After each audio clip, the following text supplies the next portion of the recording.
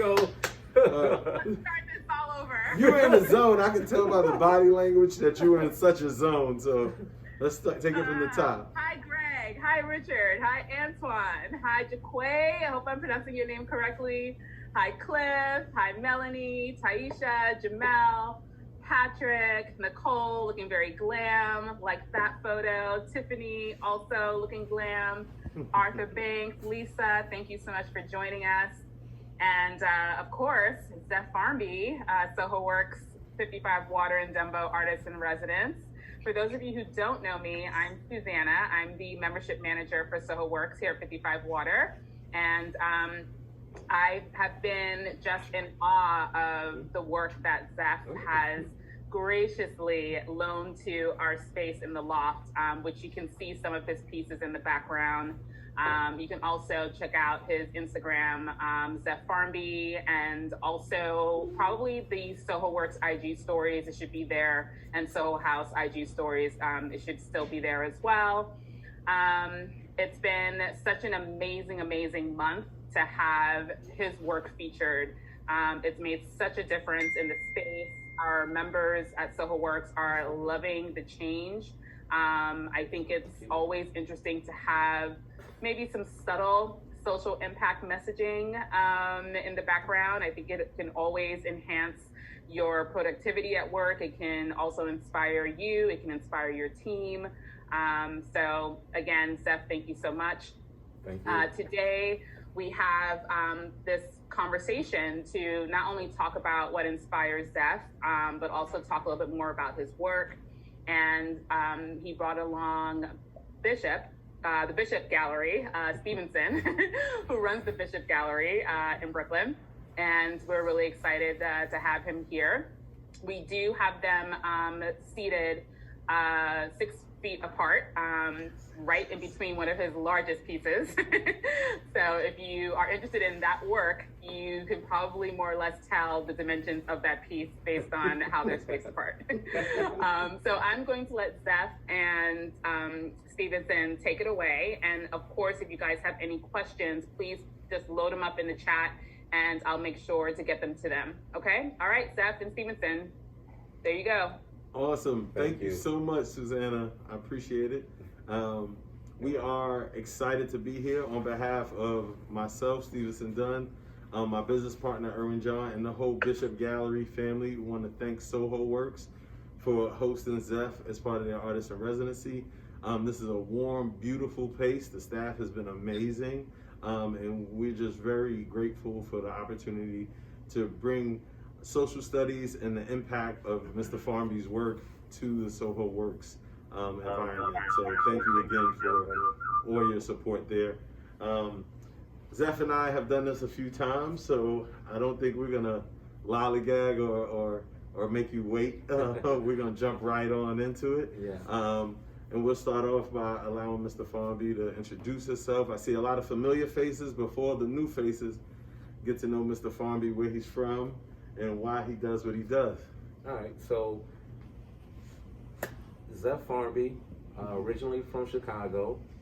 I started my artistic journey as early as 4 years old, I would say, as far as sketching on small napkins, looking at my dad do things, also looking at my older brothers draw, do bubble letters, and also do graffiti on paper.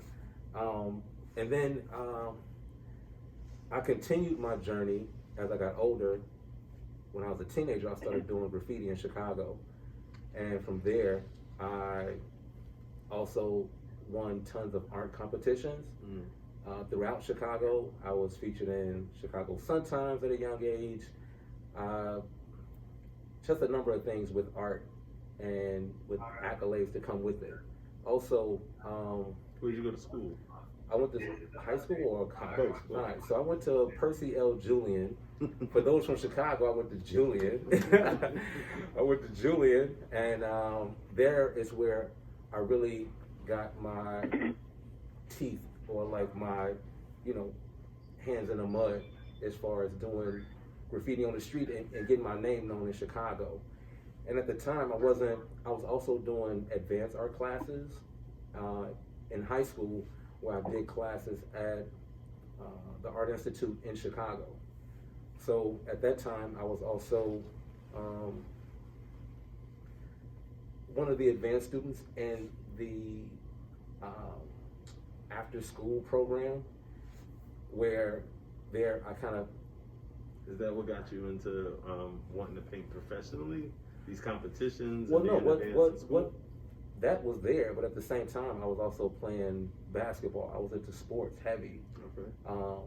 Where at the time, I thought I had a budging career at being a basketball player. I can see that on the jerseys. So what happened was at the age of 16, at the tender age of 16, I had got injured, and I had to have surgery on my hip, and from there, I was told that I wouldn't be able to run, jump, I wouldn't be able to play ball again. And that point on, I just focused on art. It was like everything is just art focused.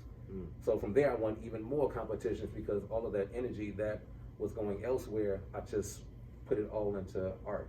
So with my formal training in high school and also my formal training in college, I was also doing graffiti in Chicago.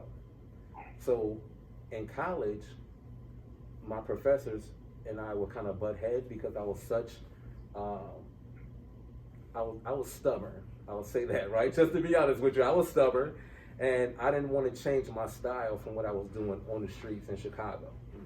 So a lot of that. Can everybody mute themselves, just so we don't get any feedback? Sorry about that. Hey, everyone in attendance, please mute, please mute. We have some noise in the background currently. Please mute. Thanks so much. Thank you. Yeah, so sorry about that. Having formal training in college, where I then expanded on what I learned, what I had kind of learned through high school with oil painting, and in college I also picked up graphic design and just a number of different mediums that I would toy around with. But away from school and on my way to school and my way back home, because I went to school in Chicago, where the school is also in Chicago, I would tag the train, I would tag the bus. So I had a backpack full of supplies that I would walk around with in Chicago, where I would be putting my name everywhere because it was just a part of my everyday routine. So break it down for us a little more. Tell us the type of influence that the streets were giving you in terms of your creative focus, relative to the influences and the skills you were learning in school. Like, how did you, I guess, meld those two worlds together? So it's really, from the doing street art, as they would call it now, right? Doing street art, it's really no rules, but it's also rules to it. Explain. Where, depending on if you see somebody had put their name up on the wall and you don't want to disrespect that person's work, so you're going to go over it with something much better, but then you're kind of causing some tension, so there's going to be some war going on in reference to like you and this other artist, or you're going to put something next to it, or you just find your own spot and claim your space. And with formal training, it was here's how you practice doing an oil painting. You do this layer first, you do an underpainting, then an underpainting you do some glazing. On top of that you do, you know what I mean? Then you start layering your darks, you put in your lighter colors, and you kind of build on top of it. Where with graffiti art, you just kind of go at it, especially when I was younger, it was really me just going at it with two colors and just putting my name everywhere. But later, I started to advance my career with more practice and also more permission walls. So everything that I did when I was younger wasn't illegal. It was, turned into legal walls, which also turned into people hiring me to paint murals on their stores, and all kinds of commissions were coming in. But that also came from people kind of seeing my name all over, and then also some of the relationships of people around Chicago, they just, you know, become resources for people that were in need for art on that building. And so when did you start? Because like this is an excellent example in my opinion, this piece that we're right in front of, but in general I think this piece behind this is an excellent example, but in general you do a great job of speaking from both perspectives through your work. You do a great job of showing the graffiti and the street aesthetics, but you also are extremely skilled and painterly. When did you decide to start trying to strike a balance in your work? Like what body of work or what series of works were that first time you attempted to do that? So so for a long time I had been trying to marry two different, the different worlds that I'm in, because it's not only that I do, that I'm a fine artist and started doing graffiti art, I also do apparel design, I do graphic design for different companies. So all of these things kind of come together when I'm, you know, creating a composition, right, on canvas. So I would say when that started, really with more focus, was probably 2006 or 2005. Mm-hmm. And at that time I was still a little fresh out of college. And in college, my professors would always say, you have to change it back. Like, you can't finish a piece with just putting graffiti behind, you know, a figure drawing. Like, your drawings are amazing, but you kind of ruin it with just putting these graffiti letters behind it, right? So it kind of bothered me, and I still have some of these pieces that were frowned upon from my professors. But the real focus came in Chicago. I did a show with a boutique, and at the time they were in the Gold Coast. It was, the name of the boutique is Leaders 1354. And before that I was doing shows in Michigan. I was also going out to Kalamazoo, Michigan, to the university, Western Michigan University. So around like 2000, between like 2004 and 2006 is where I feel like I perfected what that looks like, mm-hmm. as far as what you're seeing on this piece between us. But some of my earlier works, if you see like the black and white fine art piece, and then behind it is where I went with it with the spray can. Mm-hmm. But then underneath that you have like tons of layers of oil paints and Chinese ink and acrylic paint. Like all of these things are behind it, but on top of it is where I would just come on top of it with a spray can. We're trying to leave some transparency so you could see like all the layers that's behind it.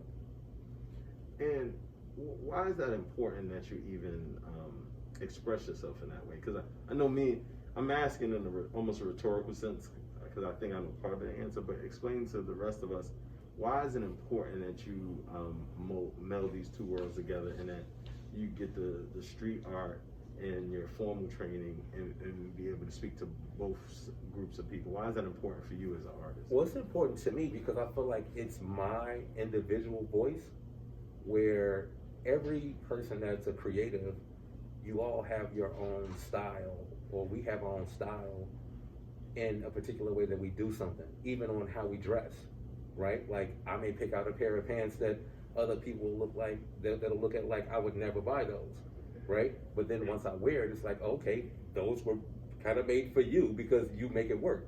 So for me, it's me really trying to amplify my voice onto the canvas so people understand that all of these worlds, it's almost like a hybrid effect going into each individual piece. And so when a work like this, for example, the Eat the Rich, mm-hmm. Tell us a little bit about the creative process. What makes you want to put this on a piece, and what's the impetus for even this image? So this image started back in, I was actually, no one knows this story except for the person who commissioned me to do a particular work, okay. Right? So this is like a never heard before story, you know what I'm saying? So here's the deal. I was commissioned to do a piece from a friend, a close friend at that. And he asked me to create a piece that was based on a face. And for some reason, the face that I created looked more like my nephew. And it was just, me doing some black and white work, and I was also painting on top of wood, which at the same time, I was still kind of toying around with different surfaces to paint on. So based on that piece that I was commissioned to do, I didn't feel like I really exercised my full thought out. Although the client was happy with what was delivered, I wanted to see it go a little bit further. So during this same time of me wanting to expound on a particular piece that I had created, I was booked by the NAACP to paint live at an event. And around the same time, I want to say it was around 2010, my work still was heavily influenced with the street aesthetic. Not that it had to be exactly being graffiti art, but it had this street aesthetic where it was like I was pulling textures, or I would mimic textures that were on a building to kind of be in a painting. So, but at this particular event, I'm like, okay, I should paint something that's a little more meaningful. It's the NAACP, and also Dr. Benjamin Chavis was going to be speaking at the event. So I was like, I don't want to really come through with just do some graffiti letters behind something. So I started with this, and at the time, I had the face and I had the kid holding a sign. Mm-hmm. And at the event, I painted live probably for maybe 2 to 3 hours. And at the event, people just saw the eyes of the kid that I was painting. And on the actual cardboard that he's holding, I didn't put any words because at the time it wasn't really speaking to me on what to put there. Mm-hmm. So I left it, but a lot of people gravitated to the eyes on the face that was here. So from there, after the event, the piece just kind of sat in my studio. And in my studio, I just looked at this piece. It probably sat there maybe a month or two, if not longer. Mm-hmm. And I think around this time, it was Occupy Wall Street. Yeah. And that, because it was receiving so much attention, there were things that were speaking to me in regards to how I should use my voice to put out there in a different manner. So a lot of my work before this and before, even doing graffiti on the street, I was putting things out there that had a political message, but it wasn't, it was political, but it only spoke to people who was into graffiti art. Mm. This particular piece, the Eat the Rich, once I came up with the words that were gonna go on the actual cardboard, and then I added more layers on top of that, that then spoke to a broader audience, which then refocused my thinking on how to utilize my voice visually. And from there, there's a powerful message in the work. And at the time, I wasn't sharing the work at all outside of, my wife seeing it. She loved it, because once I finished it, I brought it from the studio. I love this piece so much, I hung it up in our apartment. So when she came in from work, I wanted to get her initial reaction from it. And she walked in and she's like, oh my God, I love this piece, right? So, and that was one sign that I had nailed bringing all of these worlds together.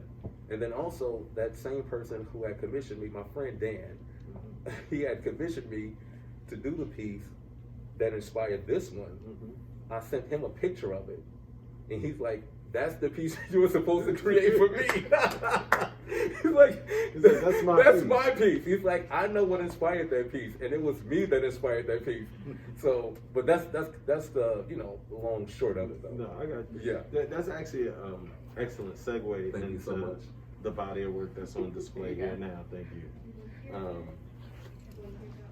you. So we're here, obviously showing works from 3 series. So you have Color Me Bad, mm-hmm. which are these works here. You have The Pursuing False Idols, but the majority and kind of the current body of work that you've been touring for the last year, is the social studies collection. And I think kind of more than ever that bringing those two worlds together, I think is excellent example of that coming to life is through social studies. And tell us a little bit about, I don't want to spoil it, aside from the canvas being these New York Post Supreme newspapers. Tell us about the collection and tell us how it came to be and where the idea comes from. So back in 2018, we were at that time I had a residency, an artist residency in Connecticut, where I was traveling from Brooklyn to Connecticut 5 to 6 times a week. And around that same time, we also had an apartment in Connecticut, because to have that residency, you have to be a local artist to have like a local address. Maybe I shouldn't have said that. But no, so here's the deal. They called you just as you got the apartment. It was no, I started there with it. I don't want to detour off of answering the question, but I started there in Connecticut. And at the same time, we were living in Brooklyn, so I would travel back and forth to Connecticut, which for those who aren't from the East Coast, to understand I was driving about 84 miles per day. So round trip, I was driving like 170 miles. But in New York traffic, I was sitting in traffic one way for 2+ hours, sometimes coming home for 4 hours. And I did that for 1 year. Now, during this time, the New York Post had released a newspaper where they did a collaboration with the brand Supreme. Supreme is a big global skater brand that is specifically for people who are into the skate culture. Well, that's how it started. And nowadays, it has so much hype behind it that when the New York Post put the newspaper out, throughout the 5 boroughs here in New York, resellers, because we're in a resale market right now, resellers gravitated to the papers and would buy them by the stack of 50. So me being a huge supporter of Supreme, even from early on when there was no hype, and I could still skate a little bit. Before the hip, but actually I can still skate a little bit now, even with the hip, and I can play ball too. So, but no. So they put out the newspaper, but the resellers started buying them, and the newspaper costs $1. It's the New York Post, and it's only the cover. So the headline, if some of you guys don't know that are watching, the headline just has the New York Post logo and the date, and the rest of the paper is blank. And in the center of the newspaper, it has the Supreme box logo. In my head, when it first dropped, I only wanted a paper. I didn't want to draw on the paper. I just wanted it because I've been supporting this brand for so long. This is also a cool accessory that I'll hold on to. And around that same time, my wife was pregnant, so I couldn't get a newspaper. I went to like 7 or 8 different newsstands to get a paper. I couldn't get a paper because all of them were sold out. So next thing you know, I go to the resale market, and resellers are selling the newspapers for $100. So the first thing I said was, and how much is it? It costs $1. It costs $1, right? So that markup is, I don't know how many times of profit they're receiving off of that, but I had given up on it. Like, okay, I can't get a paper because I'm not paying $100 for it. So, make a long story short, a friend of mine, where we live now, we were just talking, and also, excuse me. Can everyone make hey sure everyone, they're on mute? just a reminder to please mute your Zoom. Please mute your Zoom. We can hear a television in the background currently. Thank you so much. Thank you. So, what I say, my wife was pregnant, and I went to the resale market trying to buy a paper. I didn't want to spend $100 on it, and I had given up. I'm talking with a friend where we live, and I just bring it up to him briefly about, did you get a newspaper? Like, did you see what Supreme is doing? And he's like, well, I don't really care for it. He's like, I'm not a big supporter of Supreme. anyway. But he's like, what do you want to do with it? He's like, did you want a paper? And I was like, I tried, and I went to all these spots. The same story I'm giving you now, I'm telling him. And he's like, well, my friend's a reseller. I could get you a couple of papers. So he's like, what do you want to do with it? And I was like, well, I just want it. So a couple of days went by, and he didn't say, like, you know, I'm going to ask my friend how much they cost and tell you how, you know, to pay for it. So a couple of days went by, and next thing you know, I get a text message saying, I have some papers for you, let's meet up. So that's when you created. Right, so I get these papers, and he's like, okay, I don't know how many's in here. He just handed me a plastic bag, like a shopping bag. For those in Chicago who will say a jewel bag. So like, he hands me a paper bag or plastic bag, and like, here you go. Like, let me know what you're gonna do with them. So again, my wife is pregnant, and my daughter is months away from, you know, being born. So I hadn't touched the papers once I received them from the friend. His name is Jaquay. He had given me the papers. I don't want to keep saying friend. Give him his credit, because he's the one behind it. So he had given me the papers, and he had given me like 30 papers, I believe, or like 28 papers or something like that. And from there, I didn't have any time to work on it because, again, I'm driving from Brooklyn to Connecticut. I'm doing stuff at Yale University. I'm doing speaking engagements here. Like, my life was so busy. So months went by without me touching the papers. I get a message from Jaquay asking, what did you decide what you're going to do with the newspapers? And I was like, actually, no, I've just been busy. And at the same time, I started looking for a studio here in New York. So my life was just a whirlwind. What made you start actually drawing on them? Here's the meat of the story, right? That's all they're talking. No, that's what we're here for. So around December, close to my birthday is December 13th, my daughter was scheduled to be born, well, projected to be born on December 17th. So my wife would be having these contractions. And at the time, I had just moved into the new studio here in Brooklyn, and she's like, I think you should bring work home, because if my water breaks, you know, we got to get the bag and we got to go. So the one thing that I could think of, because in my studio was still like everything had just been moved in, so it's still mad boxes. So what happened was, the only thing that I had out were pens to draw and pencils. And I looked at these newspapers, and I was like, you know what, I have nothing to draw on at home, let me take the papers. While my wife is having contractions at home, I'm sitting there at the dining room table just sketching out on these papers.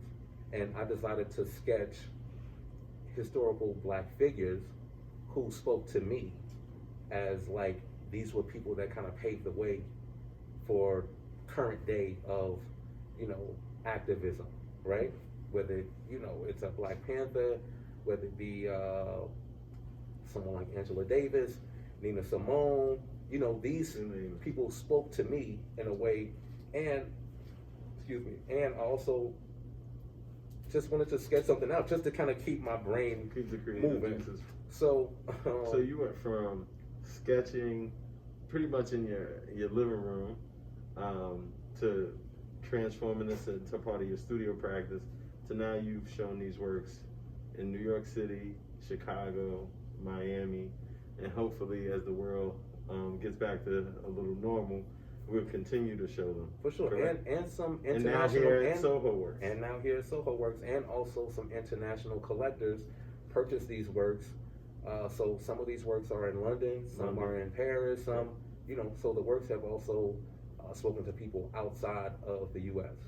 That's awesome. And speaking of which, I think that's an excellent kind of transition point, because I believe Susanna has some questions for us from a wonderful audience and staff here.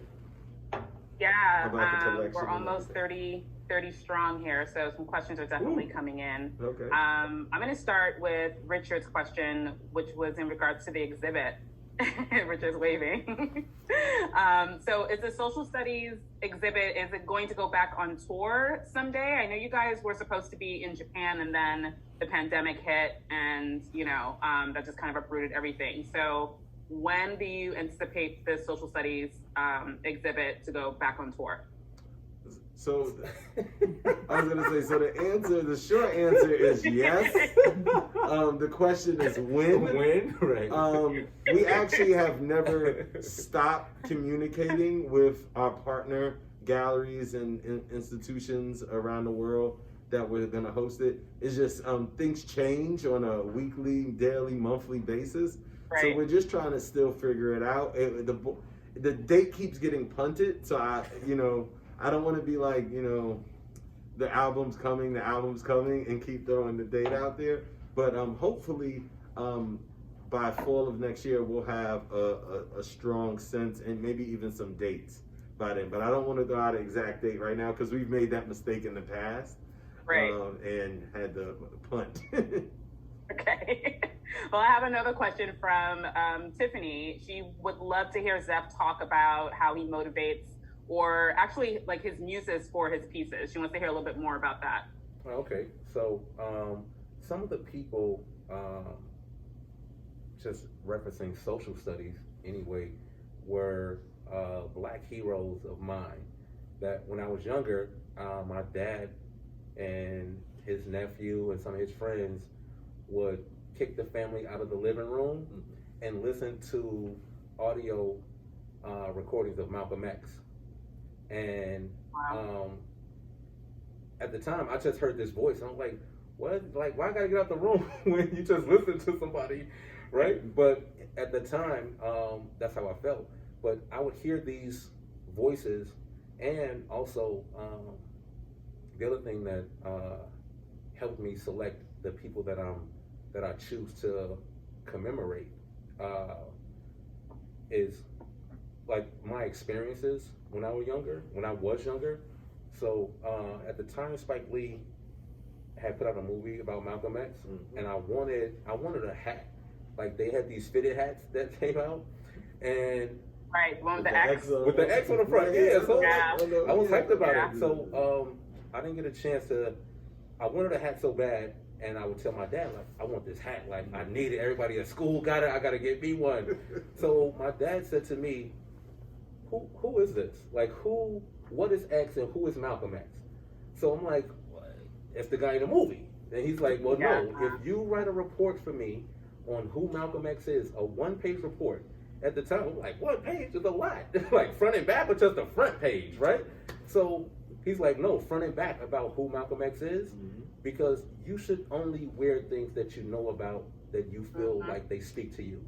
So I wrote the report. We go get the hat. They're sold out. So I didn't get the hat, but I did learn about Malcolm X. It's a good parent right there. Good parent. That I have another question from Antoine. He wanted to know, how do you fight through the creative blocks? I think all creatives have them regardless of their discipline. So where do you find your inspiration again? But how do you fight through the creative blocks? Well, fighting through a creative block, for me, I don't. Because I'm in so many different worlds, I'm not just creating for fine art, or just creating for apparel, or just creating for a mural. It's so many different things that my brain is, steady, constantly working on and thinking about to create. But one thing that did affect me. Excuse me, could everybody be on mute? Hi, Patrick. We need you to mute, Patrick.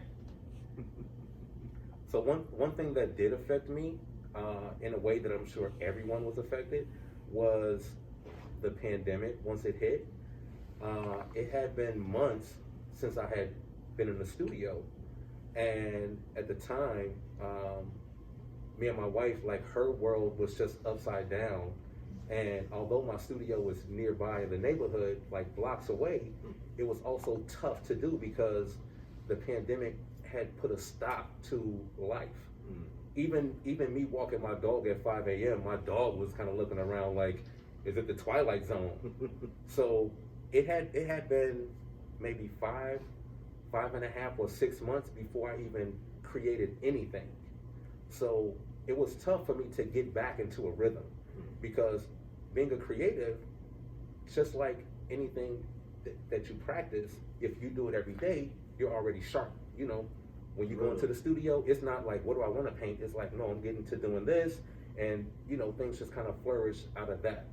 So with the pandemic, it was a little bit tough for me because now that exercise that I would do every day and that routine I had was removed. But the one thing I did do was whatever spoke to me once I got to the studio, I would just work on that. Even if it's nothing that I'm going to show or even sell. But the fact that my brain could now disconnect and I could put a deep dive into whatever I was working on, that helped me get back into the swing of things. Just being present. Just being present in the studio and also like making this space mine again. Cool. I have another question from Patrick. If you had to choose a favorite sketch from the social studies series, which one would it be and why? And I should definitely say to everyone who has logged on, we have about 12 pieces of the social studies sketch work, right, on site? Is that right? 18. We have 18, and they're all amazing. I mean, you have Michael Jackson, you have Malcolm X, you have Michelle and Barack Obama, you have Serena and Venus Williams, you have young Michael Jordan, you have Emmett Till, you have Harriet Tubman. There's so many subjects that you chose to highlight for the social studies exhibit, and I'm curious as well as to which is your favorite sketch out of the 18 that we have on display at SohoWorks. Okay, so one of my favorite sketches would be Malcolm X and Muhammad Ali, but in the photo he was still Cassius Clay. Ooh. Okay, somebody else. Olu, thank you. Hey, Ava. That's his daughter. Somebody wanted to get on. Close-knit community. Go ahead, Zeph. Your favorite. Yeah, so that one is my favorite. Not only the way that it's executed, but in that particular picture, in some of the negative spaces, there are shapes of faces that if I don't point it out to you, you'll just think it's lines. And in that photo shows a very lighthearted moment of the two figures that I chose to illustrate, almost like they were being playful. And a lot of times when we see images of Muhammad Ali, he's being boisterous and, you know, like almost in character. And the other times when we see Malcolm X, he's at a podium, he's speaking, he's being, So this was a picture that I felt was it showed a different side of them. So that's one of my favorites, and it spoke to me a lot because some of the other things that are also around in the picture. Because one of the negative spaces is actually the shape of Sam Cooke's face. Wow. Because he was also photographed with all these other gentlemen that were in the room. Wow. Yeah. That's dope. And what was the reasoning behind the Craig Hodges sketch? That question comes from Jamel. Okay. The Craig Hodges sketch is also another favorite of mine. All of them are my favorite. It's hard to pick one, honestly. Like, and I can speak. Those are your babies. I can speak about all of these, like, you know, for hours. But the Craig Hodges was one that really spoke to me. One, the tour was taking a stop in Chicago, so I wanted to have something to really represent where I'm from, and I also wanted to have something that spoke to me because I lived that of like watching Craig Hodges, you know, wear his dashiki to the White House, and you know they're asking him to shoot 3-pointers because the Bulls had just won a championship. And Michael Jordan decided not to show up because he knew what Craig Hodges was about to do. So his branding and, you know, business behind it, let's sit this one out, let the rest of the team go ahead, you know, and do their thing. But in that moment, like how the present day people would know about Colin Kaepernick of taking a knee. Something as small as him wearing a dashiki, people looked at that as disrespect to the point where Craig Hodges was then blacklisted, and he couldn't play on another NBA team after that. You know what I mean? So it's like, to me, it was like for someone to just wear an article of clothing. Just be who they are. I am who I am, right? But you don't want to accept me as that because you want me to be in character for your photo op. So that one spoke to me in a number of ways. But that's definitely, you know, the Bulls winning the championship, me going back to Chicago, and also Craig Hodges being a stand-up guy. It's funny that you say that because Michael Jordan may not have shown up there, but the president seemed to be having a good time with him in the picture. Everybody at the White House seemed to be not taken back by him at all. At least if you look at the sketch up close, on one side you have like the politicians and the people from the White House, and on the other side you got all the bulls on one side. So it's kind of funny, like right in the middle. And he's right in the middle. So it's kind of funny how like even that shows and says something, because they're not galvanized. Although you would think that, okay, you're going to the White House, you're going to go mix it up and talk with, you know, these politicians and elected officials. Nah, you know what I mean? So yeah, and also I have videos of this on my website where I'm illustrating the sketch, but I also have bits and pieces of that story of Craig Hodges talking about what happened to him after he wore the dashiki to the White House. Wow. And this also comes from Patrick. This is a very good question. If you could have a conversation with someone that you've painted in this series, you know, dead or alive, because we know that a lot of the subjects that you have sketched are no longer with us. Who would it be and why? Let's see. That is a good question. I would want to speak to. I mean, can I have like a group dinner? A night in Miami. Let me have a group dinner. Have a night in Miami. Let me have a group dinner, and then, you know, I get to chop it up with everybody. So that's one answer. But if I had as long as that's at 25% indoor capacity, I don't see why not. Like socially distant. But if it's after Friday, then we can go to 35%. But no, if I had to pick one. I believe it would be Chairman Fred Hampton. Fred Hampton. Fred Hampton. Good one. From Chicago, a Black Panther, and a young person who was about his message. I would like to have a conversation. You know, me selecting one when I can't do a group dinner. That would be the one. And I have another question also. I guess I don't know if this person is from Chicago. Sean, I don't know if you're from Chicago, but he wanted to know, how did it feel to have an art show in your hometown during the All-Star weekend? Like, what was that like? Oh, wow. That was like, what? I know. It was, look, how about this, right? We were so excited to go back to Chicago at this time, and this was February 14th, it's like a 2020 anniversary. This was just so you know, Jessica is on here. She's writing in all caps. It was lit. It was definitely lit. We had a great time. We had a great time, but I think for the record, this was the coldest day ever in Chicago. In the history. In the history of like polar vortex. Yes, it was a polar vortex in Chicago. And I am so appreciative of everyone that showed up. People showed up. It was still a lot of people that showed up, as cold as it was. Oh my goodness. But no, it felt great to be back home, because it felt like a homecoming.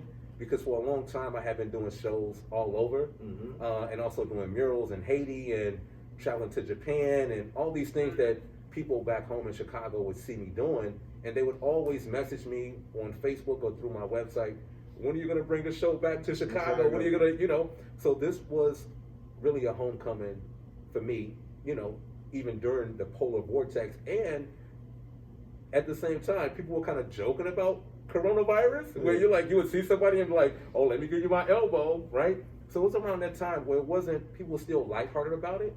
We didn't know. We didn't know what it was, but no, it was a great time. But yeah, it felt like a homecoming. Susanna, I would say one thing about Chicago that was crazy, because Zeph is really modest. his people showed up for him. Like it was definitely sure. like I have no doubt. Like it was such pride that people came out, whether it was to the opening, to the artist talk. You had business owners coming and showering him with gifts in the middle of the talk. They're like, yeah, I know y'all talking, but yo, Chicago said hello. And it was a great experience to see him, because he's always going crazy about Chicago, but to see that, you know, his city go crazy back for him is always a special occasion, bro. Like, that was a lot. Like, it was a lot of love in Chicago. I have another question. Actually, they're from the same person. Richard wanted to know, what do you project the total count of social studies pieces to be in the end?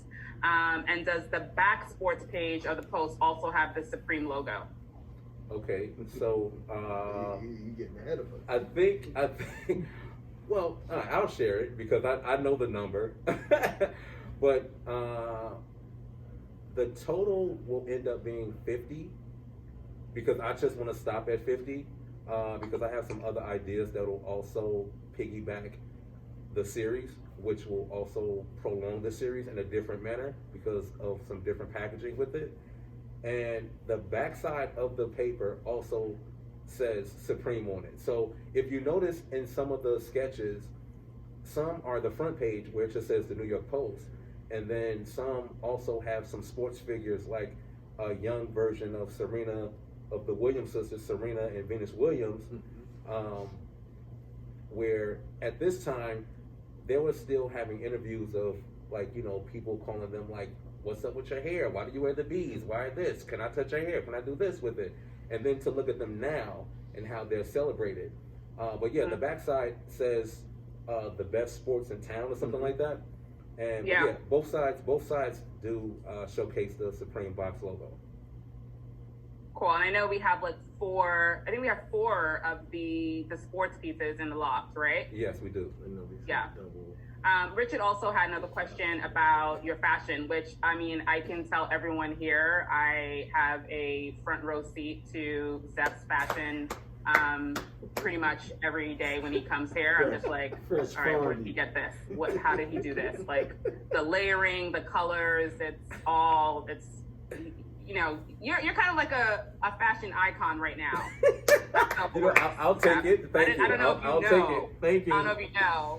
Like, members are taking photos of you, like, on the down low, trying to figure out how am I going to recreate this on Pinterest and, like, figure this out. But Richard said, how does fashion influence your work? And also, how did your recent trip to Japan change your creative process and your perspective on your artwork? Which I think it's a really good question. Happens to a lot of creatives when they are traveling, especially internationally. Okay, Fresh Farmby. Okay, so let me start with my fashions of today.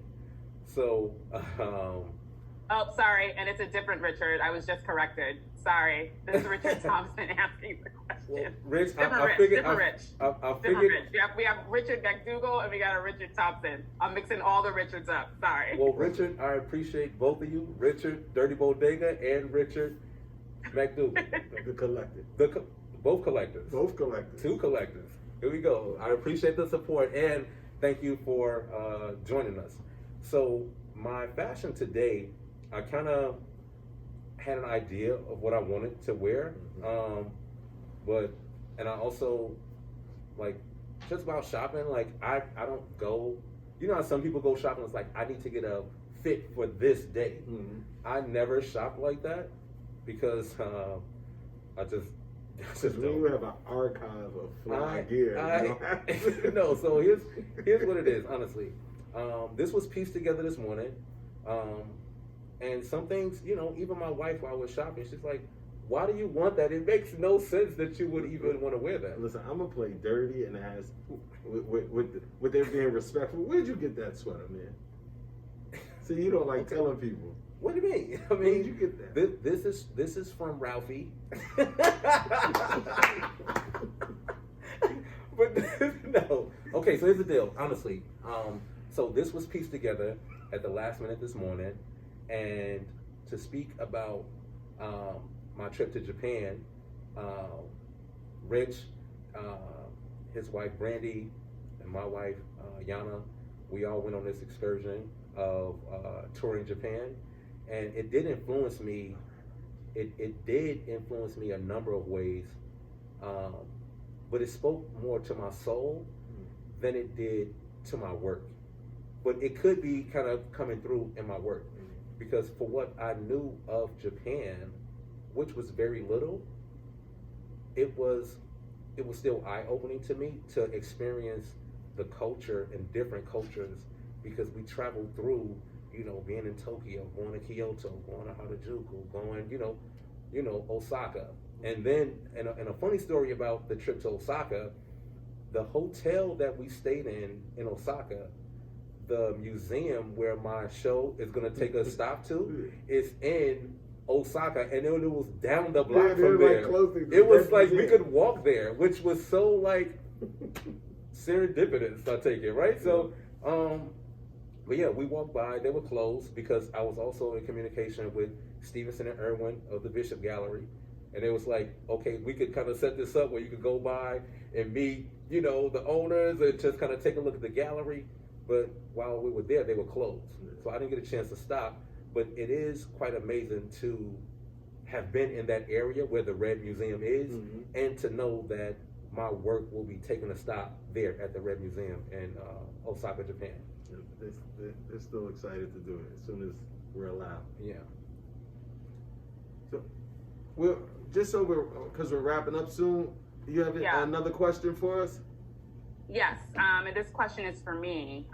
So just a little backstory. Everyone can see that there's 3 pieces behind Zeph and Stevenson right now.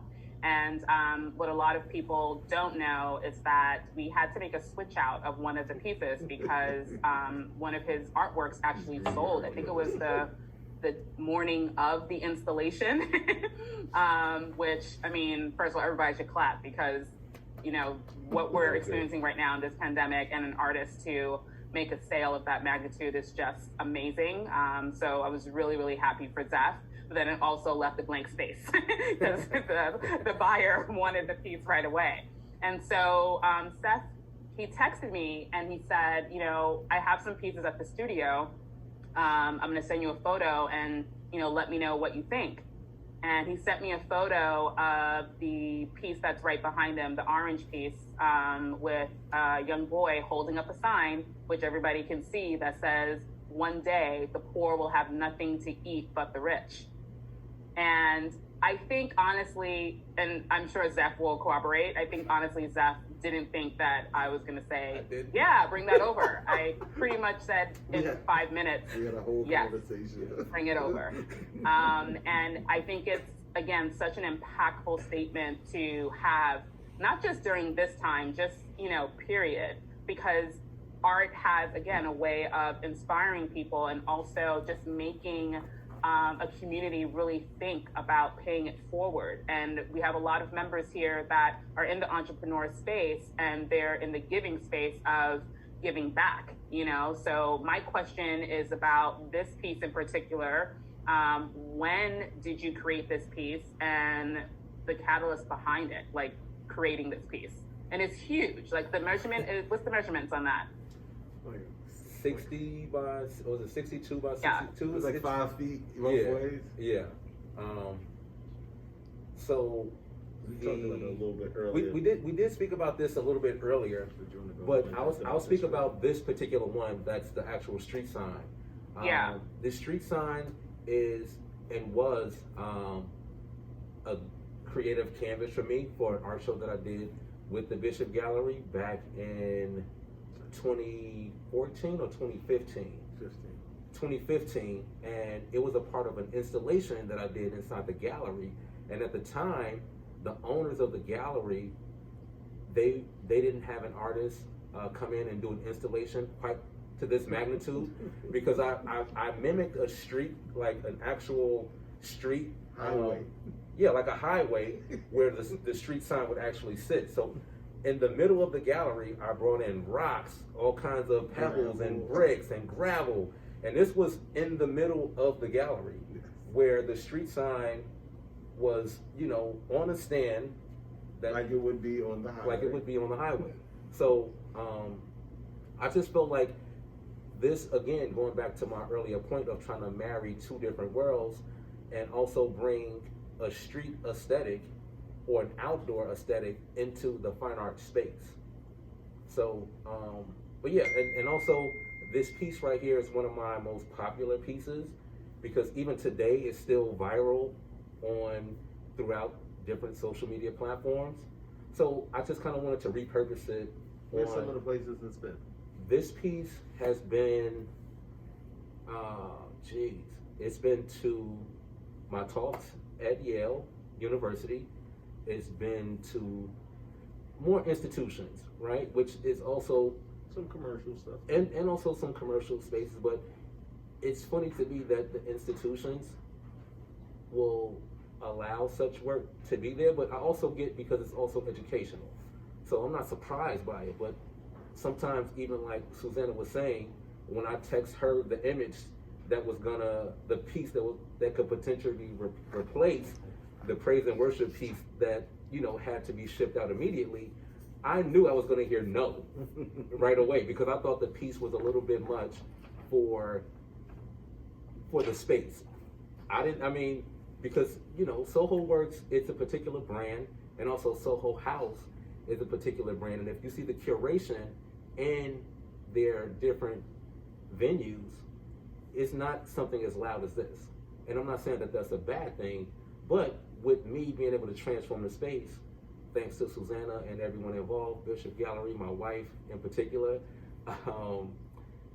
it was just a perfect match. And I don't want to get too long-winded about it because I know we have that's a little bit of time to excellent closing point to say thank you to Susanna and everybody at Soho Works, not for just allowing Zeph to be 100% himself, but fully embracing us here at Soho Works. Thank you so much, and thank you everyone who has joined us. You can check us out online on Instagram at Zeph Farmby. Yeah. You can also check out the gallery at Bishop on Bedford, and of course at Soho Works. So thank you so much, and I appreciate everybody, and we're gonna close out. And also before we split, tomorrow my wife will be doing a talk. my wife will be doing a talk tomorrow at 4 p.m. It's a very talented couple, and I have to say that I really had no choice. When I was doing the program for February, I'm like, well, I need to get Ayana in here. Ayana is just like a powerhouse. And she's doing a very interesting talk on knowing your worth, how to negotiate your contracts, how to negotiate, if you're a freelancer, if you are an entrepreneur, or even if you are an employee at a big corporation, how to get the get. So we're doing that talk tomorrow. If you're interested, just shoot me an email. I put my email in the chat. I'll do it again really quickly. And that talk is tomorrow afternoon at 4 p.m. And